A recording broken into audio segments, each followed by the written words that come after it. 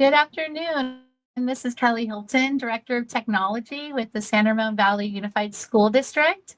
And I'm here with some special educators today, Alan Tiran, Samantha Goodman, and Greg Phillips. And we're going to talk today a little bit about reflections on teaching with a Chromebook Plus. So in San Ramon this school year, we decided to explore different devices that you can use for an instructional tool.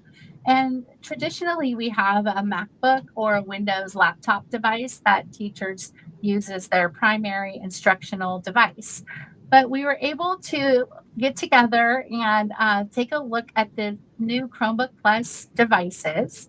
We have 37 people working together in a pilot program who are utilizing the Chromebook Plus and giving us feedback on what it's like for teaching and learning. So I want to welcome our special teachers. Thank you so much for being here today. And I just want to give you a minute to just give us first impressions on teaching with the Chromebook Plus. Alan, we'll start with you. Okay, so for me, my initial impressions, I really enjoyed working with the device because I'm always in the different Google Workspace apps.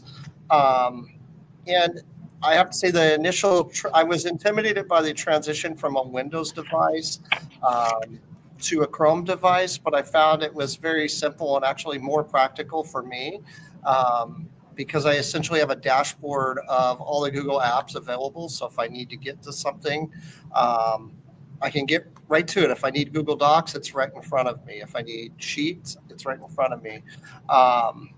The other thing I really like about it is, as a fourth grade teacher, I'm trying to teach tech skills to my students.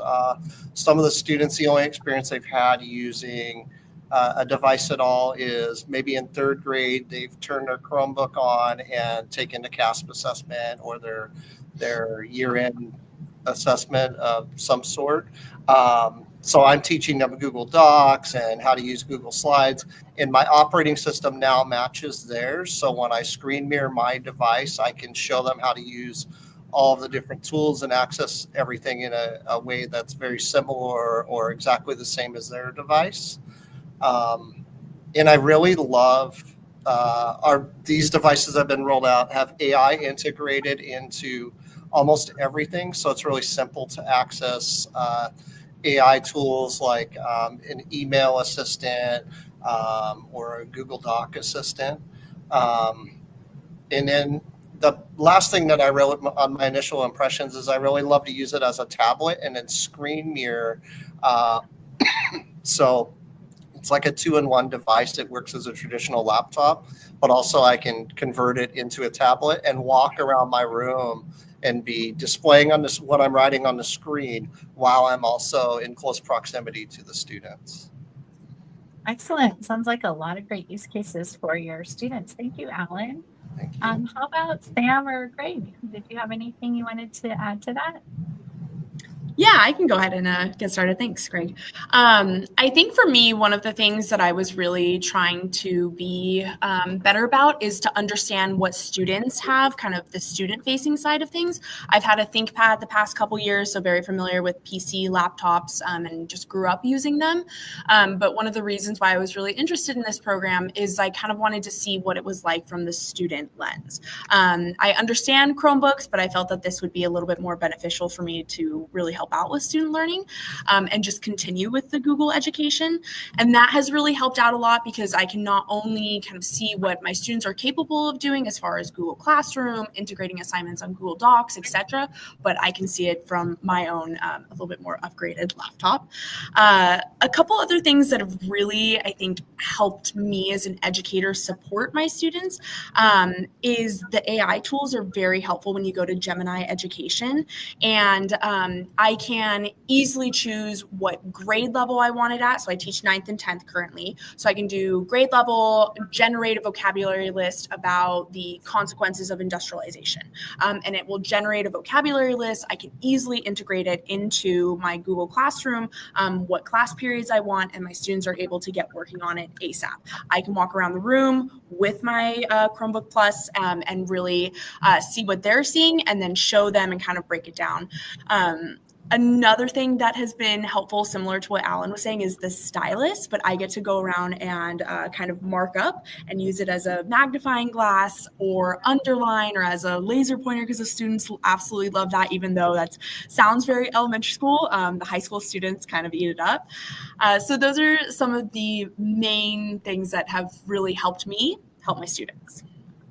Thanks so much for sharing. When you were talking about Gemini, are you using the premium Gemini or the Gemini.com? The premium Gemini, that's integrated with it, yeah. Okay, excellent. So thank you for bringing that up, because I do want to note that that is something that we did as an organization to kind of entice teachers and other staff members to try out the Chromebook Plus.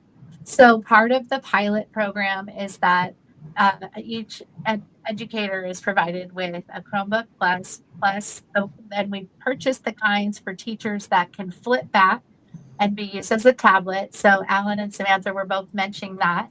And then they also were given access to Gemini premium features in the sidebar during the time of the pilot, so that we can also get feedback on that as well. So that's a great use case. Thanks for sharing that. Greg, what are some ways you've been able to utilize the Chromebook Plus, and how has it impacted teaching and learning in your classroom?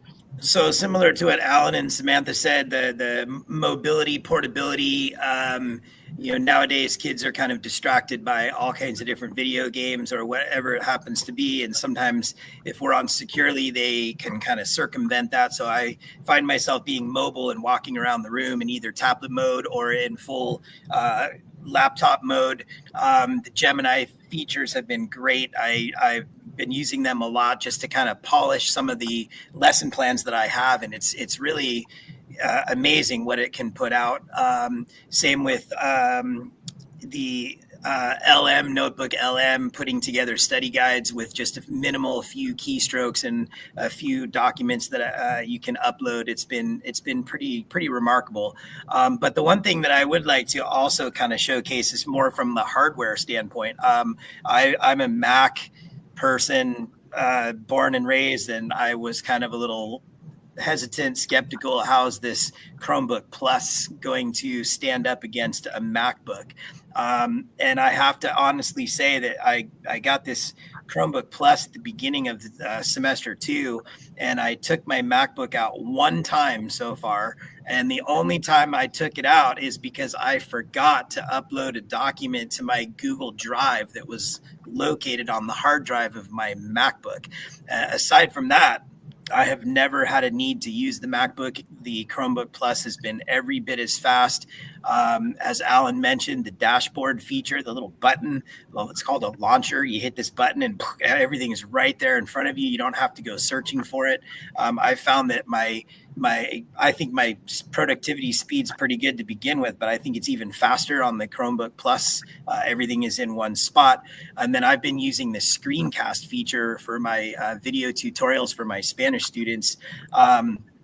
And I can put together very quickly a screencast. And what I like is it gives a speech to text sort of sidebar. And sometimes I have to clean it up a little bit when I'm saying like a Spanish word like gustar. It puts GOO and then star, and I got to go in there and clean it up, but very minimal. And then I have that as a transcript that if I had a need, I could easily translate that written piece for a student in another language. So those have been all great.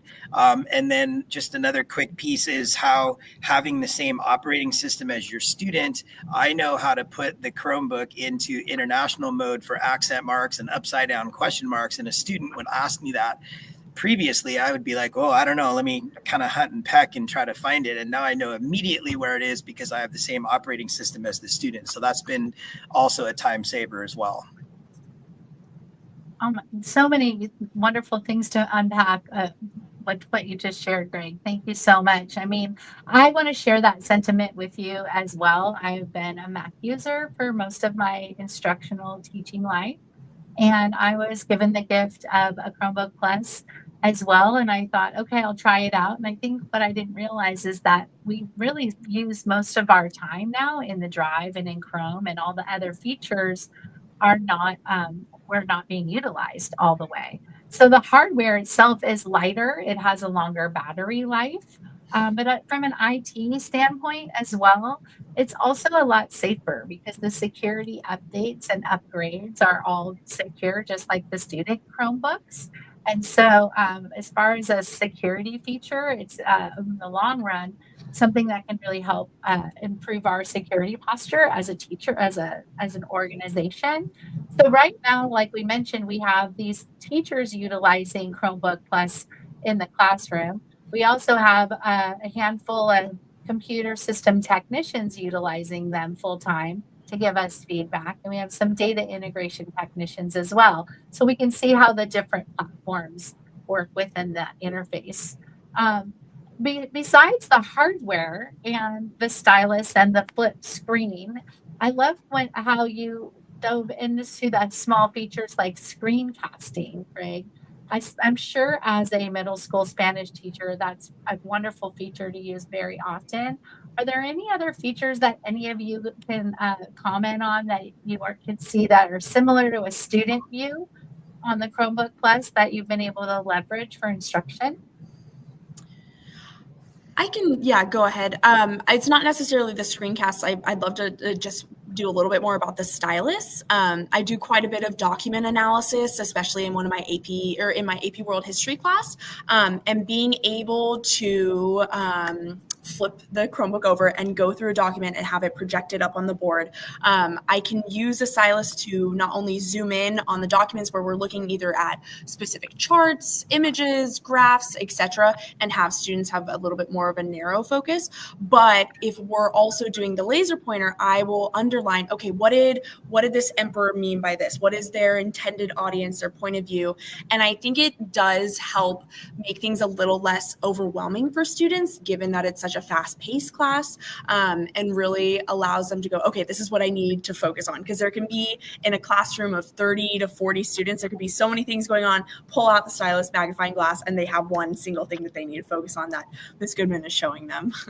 I love that. That sounds like a great use. Have you combined the stylus and screencast, like while you're annotating with the stylus and then recording your lecture or your teaching points by chance? I haven't yet, but I want to after hearing what Greg shared.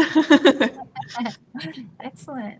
Nice. Alan, did you have something you wanted to add on as well? Yeah, the big thing for me, it really goes back to the modeling. So with the ability to access Google Classroom in a manner that's similar to our student Chromebooks, I can teach my fourth grade students how to access and navigate Google Classroom in a way that really mirrors what they need to be able to do as they move forward with their Chromebooks into middle school and high school. Again, it's really comes down to building the fourth graders' tech skills. That's really one of the big uses for me. And then the efficiency side of things, it's just so much more efficient for me. When we started this, I was a little apprehensive, thinking, okay, we've talked about having like a tech rep or somebody here for me as I need it when we got these Chromebooks. And I really haven't had to put any tickets in or anything for the device at all. And so I just really enjoy the stability of the device. It just works. I love it. I have a quick question for you guys then to add on to that. Since many of you have expressed the efficiency of the tablet feature, and there's a whiteboard app there, which is called Canvas, and then there's the Cursive app as well. Now, one of those has a feature for graph paper.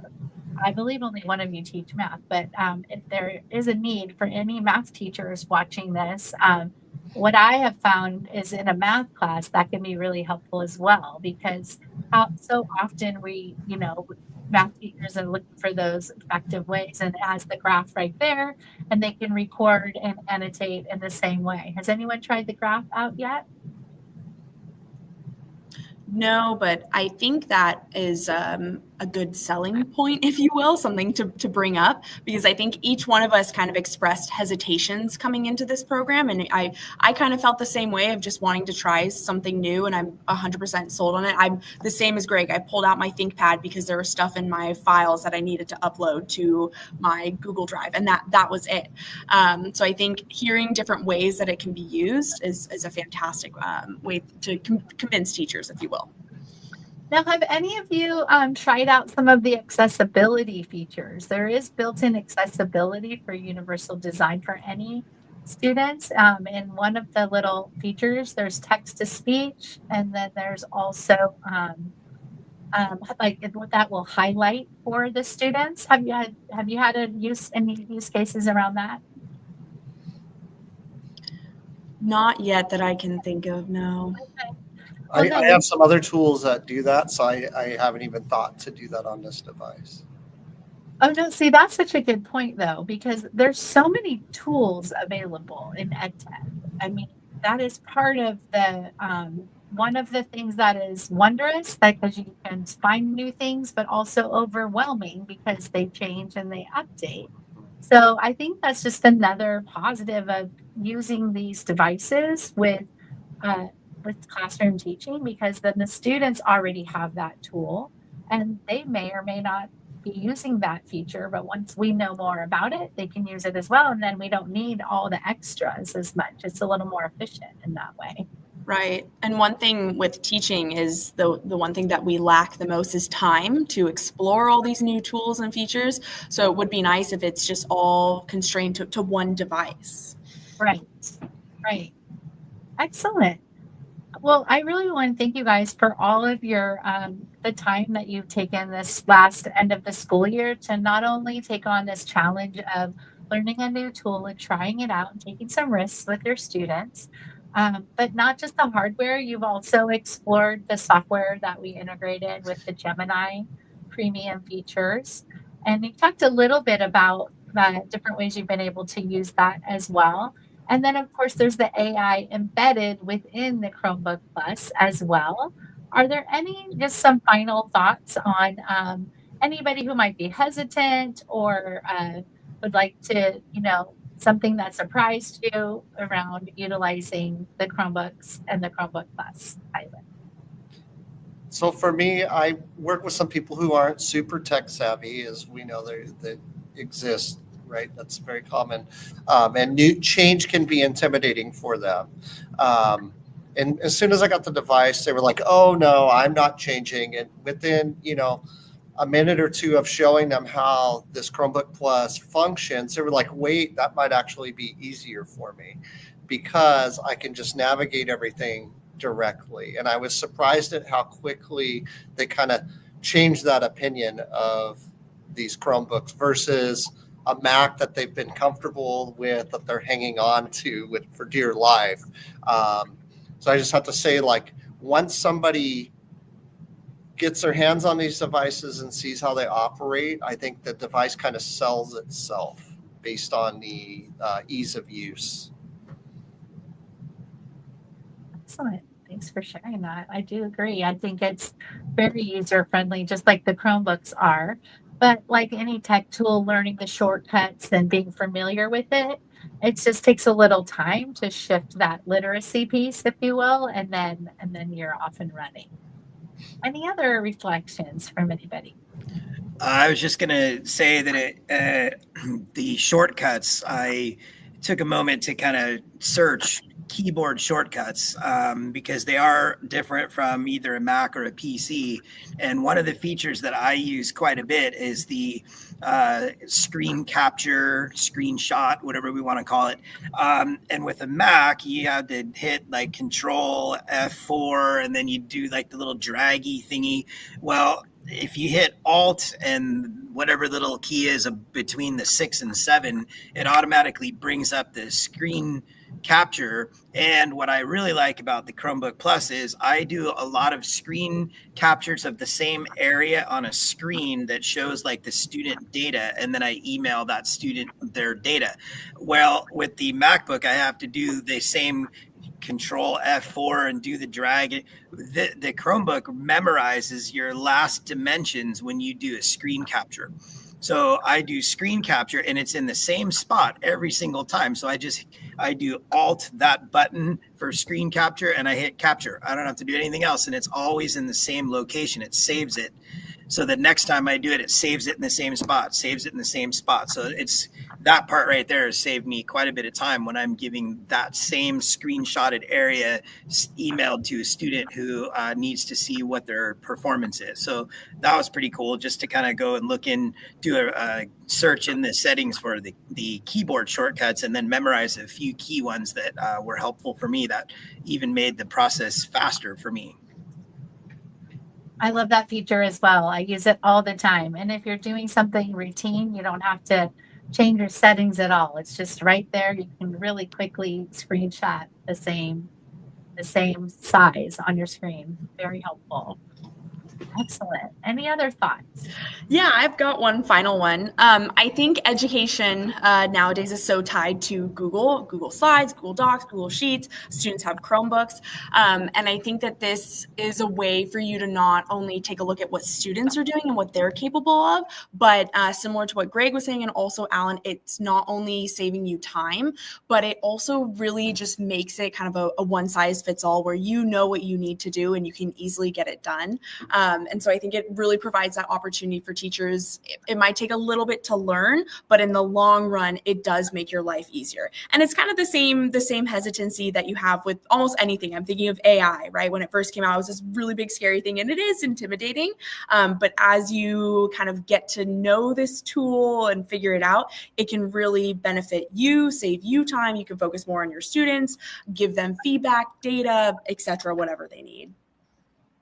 Excellent. I definitely agree. There's a couple features we haven't talked about yet that I'll just plug as well. There's one called Focus Time Management. So this could be for the teachers, or I believe students have this as well. It's in the bottom right-hand corner of their Chromebooks, where you can kind of ask yourself, like, I need to not go to other topics and set a little timer for yourself, and it'll set a timer and help you to focus on a project. And then perhaps the most exciting one that I've heard a lot of people talking about, and it's was recently released, is something called Enhanced Class Tools. And what this is a feature where if a teacher is utilizing a Chromebook Plus and then all of their students are utilizing Chromebooks, then you can do more classroom management and you can monitor the tabs that students are on in the classroom by pushing out a link or by locking the screen and many other features. Now in San Ramon, we do have the tool Securely, which just operates very similarly. However, this has a few different features like many tools do than Securely does. That could be interesting to explore at some point as well. It was recently released. And I think what makes, like you mentioned already, Samantha, just kind of this easy is that Google has been something that we've been using in education for workflow for several years now. So they just keep enhancing their tools so that they're better focused on strategies for instruction. And I think Class Tools is a great example of that. So we'll see where that takes us in the future. So I want to thank everybody for being taking the time after school today to share some reflections with us, and also just for being in this pilot program with us.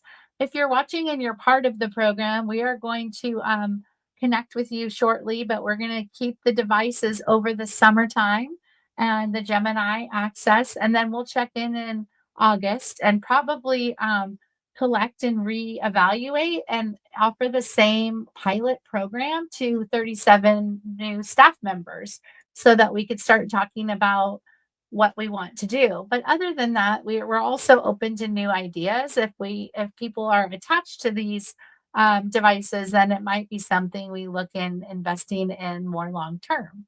So that's kind of the purpose of the pilot. I believe we gave you all the devices. Was it in February, March? It's been about 3 or 4 months that you've been able to play around with them. One last question. How long did it take you to adjust to utilizing the Chromebook Plus as a primary device in the classroom? Less than a week. Yeah, I would say for me, it was even less than that because Yeah. I've got a Promethean board in my room. So it also operates on Chrome. So I'm relatively comfortable. Yeah, I'd say maybe 2 or 3 days, just kind of getting used to the way that, I know this sounds a little esoteric, but the friction on the trackpad with my finger, right? It was a little different than the MacBook. And I kept finding my finger, whoop, a little too far, whoop, not far enough. Maybe a couple of days to figure that out. And then all the other tools just kind of came with it. So yeah, 3 days and up and running. That's amazing. Well, all three of you are such stellar examples of our learner profile that we have here in San Ramon Valley Unified as just being adaptable learners and creative contributors as staff members and as educators and modeling that for kids. So thank you so much for taking this on, for your willingness to take risks, to model that, and to show others. And give the honest feedback as well. There's been other feedback coming into that we're working on. It's also been helping us as an IT department think about how to configure the Chromebooks and see and how to set the settings the right way that they'll work for the different roles as well. So your contributions to that have been invaluable. Thank you all for joining us, and check us out next week if you want to see Tech Talks. We'll be talking about Frontline, the new program for sub-reporting. And thank you for being here today. Have a great afternoon.